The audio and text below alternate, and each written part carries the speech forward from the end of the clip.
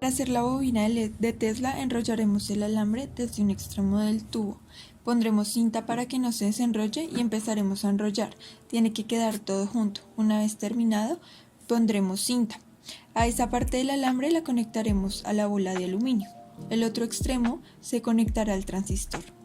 Pegaremos el transistor en la base, pegaremos un punto del tiple con los números hacia arriba, colocamos el interruptor y también la bobina. Soldaremos la resistencia a la pata central del transistor. Al otro cable le daremos 3 vueltas sobre la bobina y la soldaremos. Un extremo del cable que nos había quedado lo soldaremos hacia la parte derecha del transistor. Haremos un puente desde el otro extremo del cable hasta la resistencia y soldamos hasta un contacto del interruptor. Conectaremos la batería de 9 voltios y probaremos con un bombillo ahorrador. Funcionamiento de la bobina de Tesla. Debido a la alta tensión que genera, produce una ruptura eléctrica del aire, que significa que el aire se vuelve conductor y por eso se generan arcos eléctricos.